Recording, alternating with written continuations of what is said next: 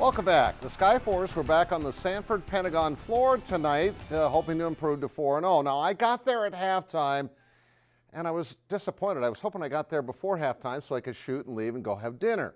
Never got a chance for dinner because I had to wait through halftime. Well, they pulled a guy out of the crowd to shoot a half-court shot. Turned out he was a cameraman for the games internally to show the video up on the boards. Turned out he was a buddy of mine, works with me at Sterling E-Marketing. He's a cameraman there. I thought he was in over his head, so I thought, I'll shoot. Let's roll the video and see what happens. He here is in over his head. I thought he was shooting at the other basket. He made it! Paul Skipper! Yikes! You didn't know that was going to happen when you made it. That was unbelievable. All right.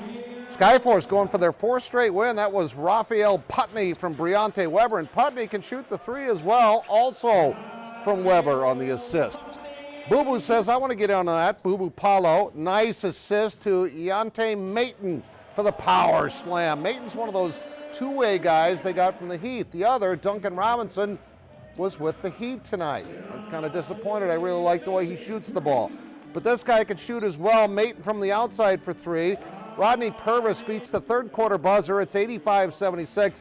And Mayton, they were unable to stop him. Look at the power move. 32 points, 10 rebounds. Had 34 points the other night.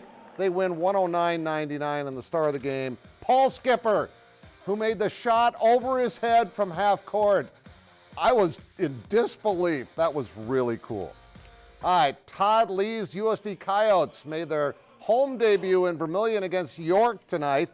Trey Birch-Manning had himself the nice night, number 12, with the pass on the inside for the layup, and number 12 can shoot the three as well. He'll take the pass from Tristan Simpson and drain it. Birch-Manning led the Coyotes with 22 points and 8 rebounds, but Simpson said, I want to get in the highlights too. Let's not just talk all about Paul Skipper. The drive and the layup for 2 of his 21 points, and he can shoot from the outside too. Coyotes had a nice night tonight. And how about Logan Power? This guy doesn't make the highlights too often. Not quite Skipper range, but that's a three. Coyotes win it 83-58. Dakota Wesleyan wins a thriller at the Corn Palace tonight. Ty Hoagland with 30 points. And Dordt beats Mount Marty 81-56 in Yankton. Women's hoops, Dakota Wesleyan, after that loss to Iowa last night, beats Northwestern. Carr and Cheeseman combining for 53 points. Dordt over Mount Marty. South Dakota wins at Creighton 77-65. Taylor Frederick 26 points. And Presentation beats Nebraska Christian. In volleyball, the GPAC semifinals, Northwestern and Dordt both roll.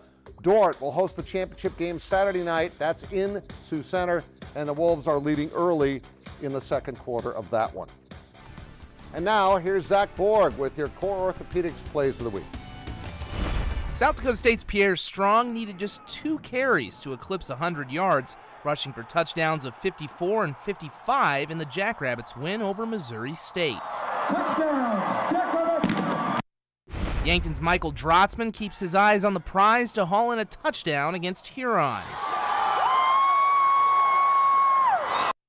USC's Levi Falk juked and jived his way past Indiana State defenders on his way to a 28-yard score.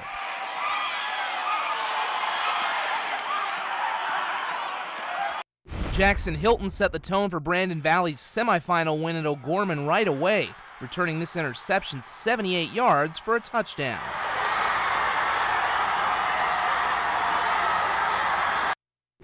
Topping our countdown is Rebecca Thorson, using her head to help Augustana bounce Winona State in the NSIC soccer tournament. And those are your Core Orthopedics Plays of the Week. Now, the cross-country season is not over for Eric Pooley and his Lincoln Patriots. The Nike Regional Cross-Country Meet is Sunday at Yankton Trails, the same course where the Pats beat the state record a few weeks ago with that incredible score of 22 points, breaking the record of Rich Greeno's Lincoln team back in the 70s. Needless to say, they're excited to see what they can do with a spot in the Nationals on the line against some great competition, but they do have the home course advantage. Yeah, it's huge. These guys know every, nook and cranny at this point. We've run this course so many times that, during practice, we only came down here, I think, twice this week just to get on the course. And otherwise, these guys are so familiar with it. They know, when to push, around what turn, where to be. I mean, it makes such a huge difference as far as footing and knowing your turns. So it's been a very, very beneficial thing for us to have.